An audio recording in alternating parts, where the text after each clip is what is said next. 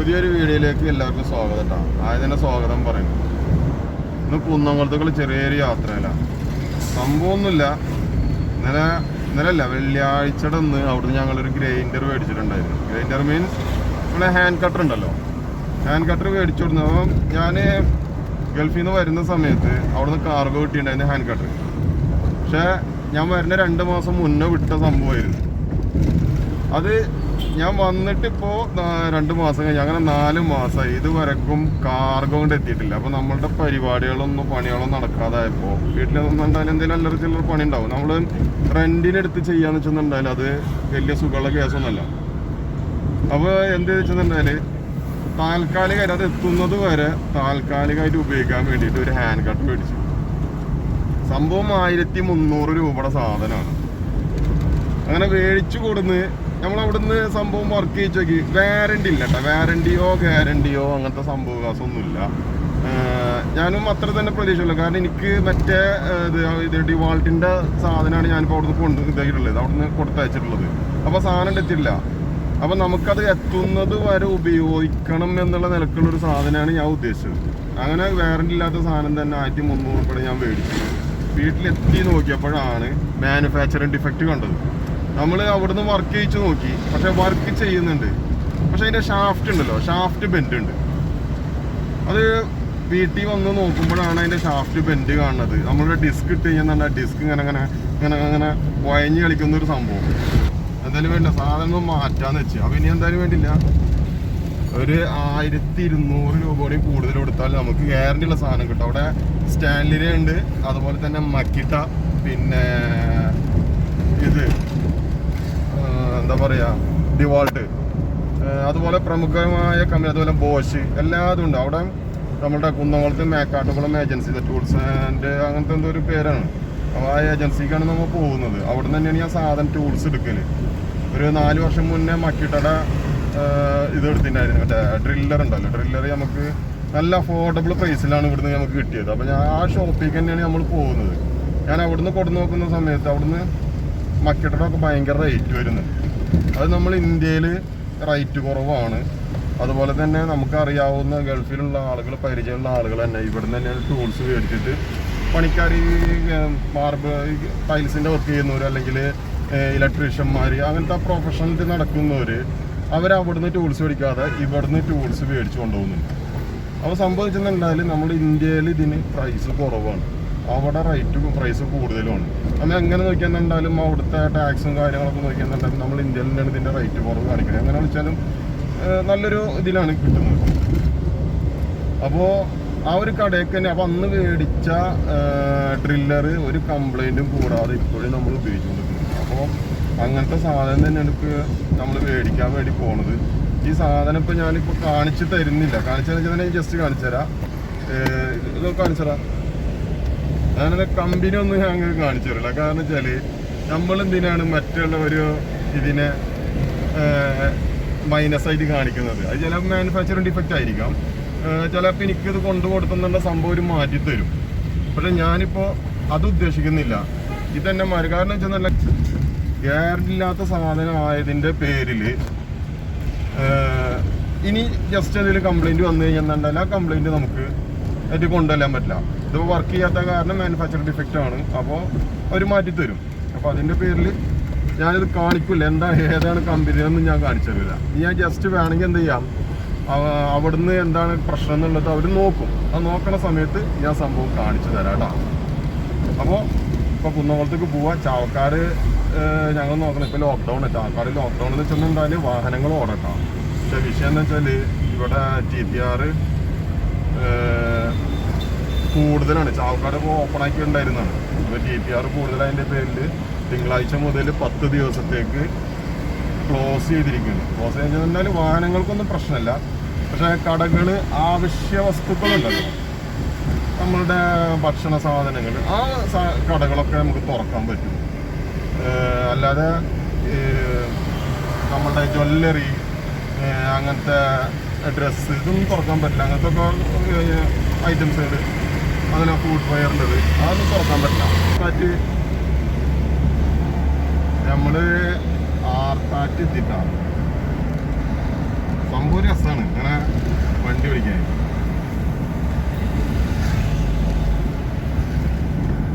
കുറച്ചും കൂടി ഉള്ള കുന്നോണ്ട്. ഒരു 5 വർഷം മുന്നെയാണ് ഈ കയറ്റുന്നുണ്ടെങ്കിൽ ഫസ്റ്റ് ഗിയറിലിട്ടിട്ട് വണ്ടി കയറ്റേണ്ടി വരും, അല്ലെങ്കിൽ സെക്കൻഡ് ഗിയർ. തേർഡ് ഗിയറിലേക്ക് ഒന്നും ഇട്ടുന്നുണ്ടായാലൊന്നും വണ്ടി കയറാൻ പറ്റില്ല. ഒന്ന് റോഡിന്റെ കണ്ടീഷന്റെ വിഷയമായിരുന്നു. കാരണം ഇപ്പോൾ റബ്ബറൈസർ റോഡായ കാരണം നമുക്ക് ഏതാണോ സ്പീഡ് ഉള്ളത് ആ സ്പീഡിൽ തന്നെ നമുക്ക് അവിടുന്ന് വലിപ്പിച്ച് കയറ്റാൻ പറ്റും. മുമ്പ് സാധാ ഇപ്പം ഉള്ള റോഡുണ്ട്, ഇപ്പം ഈ കാണുന്ന റോഡ് ഇതിപ്പോൾ റബ്ബറൈസർ റോഡ്, ഇത് സാധാ റോഡാണ്. ഈ റോഡാവുന്ന സമയത്ത് കാരണം ഈ കുണ്ടും കുഴിയൊക്കെ ഉണ്ടല്ലോ, നമുക്ക് വലിപ്പിച്ച് കയറ്റാൻ പറ്റില്ല. അപ്പോൾ എങ്ങനെ കളിച്ചെന്നുണ്ടാലും ഇപ്പം കഴിഞ്ഞ കയറ്റം കയറണം എന്നുണ്ടെങ്കിൽ നമ്മൾ ഇത് എന്താ പറയുക, സെക്കൻഡ് ഗിയറോ ഫസ്റ്റ് ഗിയറോ ചേഞ്ച് ചെയ്തിട്ട് കയറ്റേണ്ടി വരും. എന്തായാലും നമ്മൾ കുന്നംകുളത്തേക്ക് ഏകദേശം എത്താനായിട്ടുണ്ട് കേട്ടോ. അപ്പോൾ ചാവക്കാട് കുന്നംകുളം റോട്ടിൽ നമ്മൾ റോയൽ ഹോസ്പിറ്റലിൽ കഴിഞ്ഞാൽ ഉടനെ ബ്ലോക്ക് തുടങ്ങും. കാരണം ഇവിടുന്ന് 1 വേ ആണ്.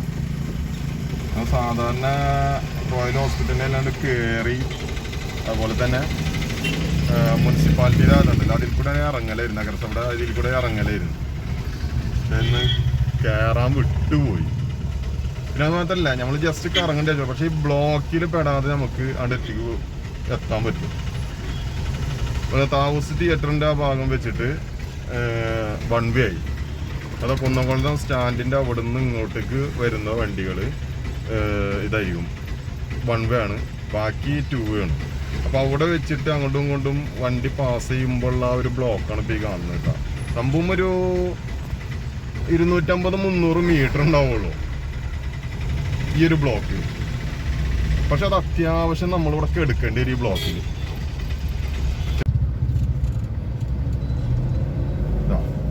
ഇത് കുന്നോളം ബസ് സ്റ്റാൻഡാണ് കാണുന്നത്, പുതിയ ബസ് സ്റ്റാൻഡ്. അത് കണ്ടില്ലേ, ഒരു ആർച്ച് മോഡൽ ഭയങ്കര നല്ല രസമുണ്ട്. ഞാൻ പറ്റിയെങ്കിൽ ഞാൻ എക്സ്പ്ലോർ ചെയ്ത് കാണിച്ചു തരാം കേട്ടോ.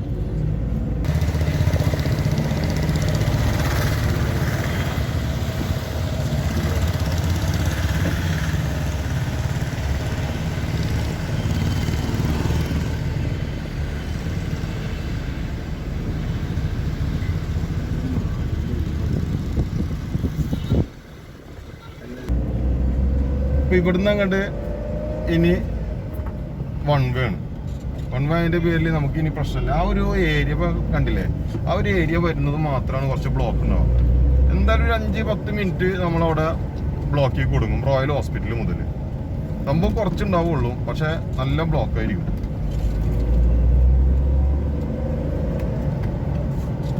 ഇപ്പോൾ നമ്മൾ കുന്നംകുളം സെൻറ്റർ എത്തിയിട്ടാണ്. ഇവിടുന്ന് വടക്കാഞ്ചേരി റൂട്ടിലുണ്ട് ഈ മേക്കാട്ടുകുളം ഏജൻസീസ്.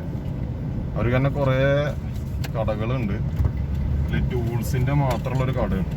അപ്പോൾ അവർക്ക് നമുക്കവിടെ പോകും. ഇത് വടക്കാഞ്ചേരി റോഡ്, അത് സ്റ്റാൻഡിൻ്റെ നേരെ ഓപ്പോസിറ്റ് ബാക്ക് സൈഡ് പഴയ ബസ് സ്റ്റാൻഡ് കേട്ടോ. ഇപ്പോഴും ബസ് സ്റ്റാൻഡ് ഇവിടെ ഉപയോഗിച്ചിട്ടുണ്ട്. പുതിയൊരു ബസ് സ്റ്റാൻഡ് പോകുന്നില്ല, അതല്ല പഴയ ബസ് സ്റ്റാൻഡ്.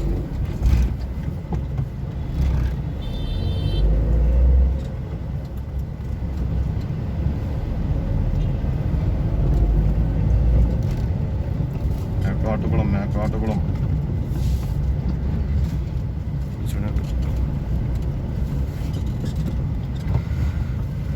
ശനി ഞായറും പണിയെടുക്കാന്ന് വെച്ച് മേടിച്ച സാധനമാണ്. 8ന്റെ പണി ഇപ്പൊ കിട്ടി. വീട്ടിലെ കടകളൊക്കെ പൂട്ടിയ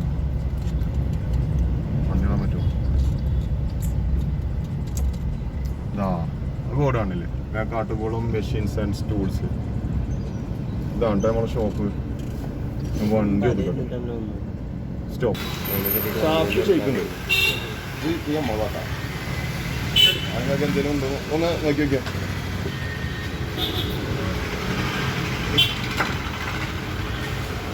അങ്ങനെ വഴഞ്ഞാടിയിട്ടാണ് സാധനം. ഓക്കെ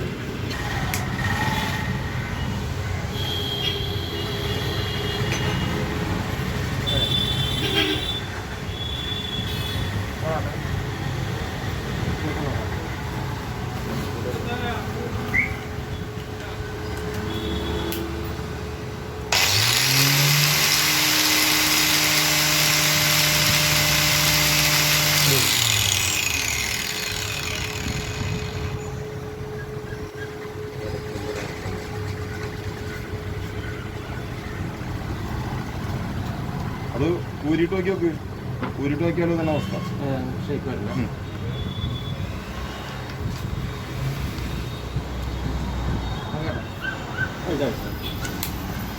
നോക്കി വേണ്ടത് ചെക്ക് ചെയ്തിട്ട് ഞാൻ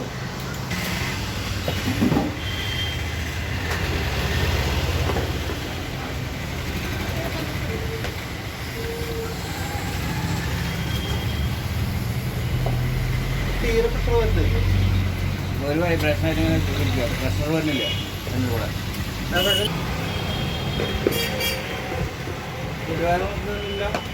നാളെ വന്നാ പോലെ നമ്മൾ കുന്നോളത്ത് നിന്ന് മേടിച്ചു വന്ന സാധനം കേട്ടത്. ഇന്നലെ സംഭവം കണ്ടിട്ടുണ്ടാവും. എന്നാലും ജസ്റ്റ് ഒരു അൺബോക്സിങ് പോലെ നമുക്ക് എന്ത് ചെയ്യാം, ഇതെടുക്കാം.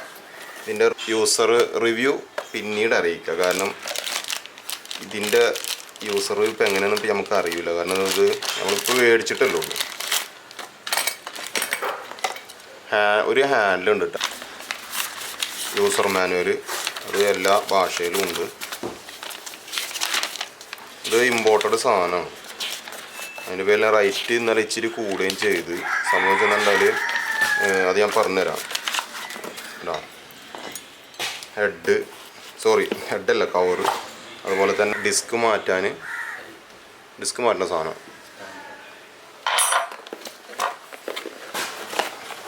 ഇതാണ് നമ്മളുടെ കട്ടർ.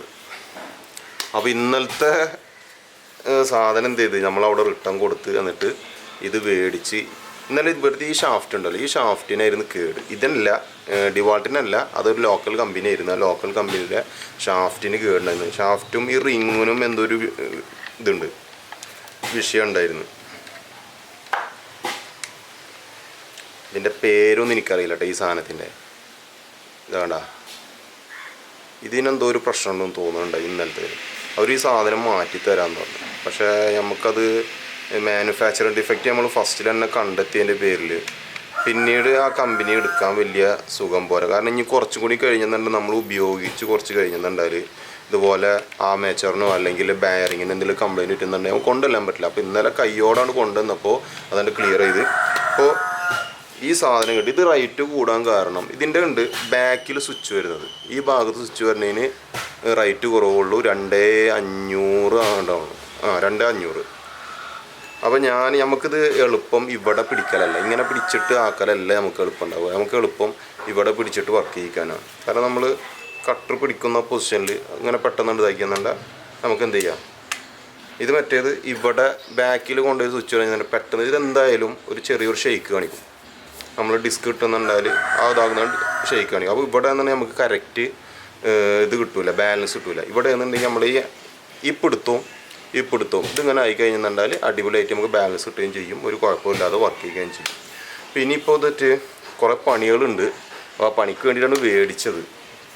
അപ്പോൾ ഇൻഷാ അല്ലാഹ് തുടർന്ന് ഇനിയും ഇതുപോലത്തെ വീഡിയോകൾ ഇതുമായിട്ടുള്ള പണികൾ ഞാൻ കാണിച്ച് തരാം. ഇത് മാത്രമല്ല വേറെയും കുറച്ച് ഐറ്റംസ് എനിക്ക് വേണ്ട സാധനങ്ങൾ ഞാൻ മേടിച്ചിട്ടുണ്ട്. കാരണം നമ്മൾ റെൻറ്റിന് എടുത്തു കഴിഞ്ഞെന്നുണ്ടായാലും അത് നമുക്ക് ക്ലിയർ ആവില്ല. റെൻറ്റിന് എടുത്തു കഴിഞ്ഞെന്നുള്ള വിഷയം എന്ന് വെച്ചെന്നുണ്ടാൽ ഇവിടെ കറണ്ട് പോയി കഴിഞ്ഞാൽ ഒരു ദിവസത്തെ നമ്മളുടെ ഇവിടെ അവസ്ഥ KSEBിയുടെ അവസ്ഥ അല്ലേ, എപ്പോഴാണ് കറണ്ട് പോകണമെന്ന് പറയാൻ പറ്റില്ല. അപ്പോൾ കറണ്ട് പോയി കഴിഞ്ഞാൽ ആ ദിവസത്തെ റെൻറ്റ് വെറുതെ പോകും. അപ്പോൾ ആ ഒരു ഇത് നോക്കുന്ന സമയത്ത് നമുക്ക് ഇത് അഫോർഡബിളാണ്. ഇതാകുമ്പോൾ നമ്മളുടെ വീട്ടിൽ എപ്പോഴും യൂസ് ചെയ്യാൻ പറ്റും. ആ ഒരു രീതിയിലാണ് ഞാൻ ഈ സാധനം മേടിച്ചത്. അത്യാവശ്യം വർക്ക് എനിക്ക് വീട്ടിലും അതുപോലെ തന്നെ മറ്റുള്ളവർക്ക് വരുന്നുണ്ട് കേട്ടോ. അപ്പോൾ അതിൻ്റെ പേരിലാണ് മേടിച്ചത്. അപ്പം ഇതിൻ്റെ യൂസർ ഇതുകളൊക്കെ ഇനി തുടർന്നുള്ള വീഡിയോകൾ എനിക്ക് കുറേ സാധനങ്ങൾ ഉണ്ടാക്കേണ്ടിയുണ്ട്. അപ്പോൾ അതിൽ നിന്നൊക്കെ നിങ്ങൾക്ക് കാണാൻ പറ്റും ഇതിൻ്റെ പ്രവർത്തനവും കാര്യങ്ങളും. അപ്പോൾ ഇത്രയേ ഉള്ളൂ. ഇതൊന്ന് വർക്ക് ചെയ്യണമല്ലോ കേട്ടോ. നമ്മൾ കേബിൾ എടുത്തോ. എന്നാൽ ഞാൻ അത് വർക്ക് ചെയ്ത് കാണിച്ചു കേട്ടോ.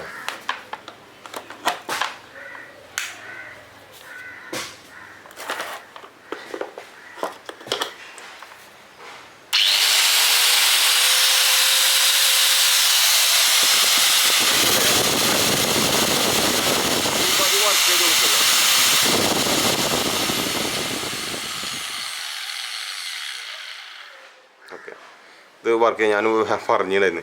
അപ്പോൾ ഇത് വർക്ക് ചെയ്ത് നോക്കുന്ന സമയത്ത് കണ്ടില്ല, ഇത് കറക്റ്റായി ഇന്നലത്തേൻ്റെ ഇത് ഫുള്ള് ഷാഫ്റ്റ് ഇങ്ങനെയൊക്കെ ആയിട്ട് വഴങ്ങിച്ചു. അപ്പോൾ ഇത് നമുക്ക് കുഴപ്പമില്ല. ഇനി നമ്മുടെ വർക്കിംഗ് തുടങ്ങണം. ഇപ്പോൾ ഫസ്റ്റിൽ തന്നെ ചെറിയൊരു വർക്ക് വന്നിട്ടുണ്ട്. ഓക്കെ, അപ്പോൾ അടുത്ത വീഡിയോയിൽ കാണാം. Okay, bye bye.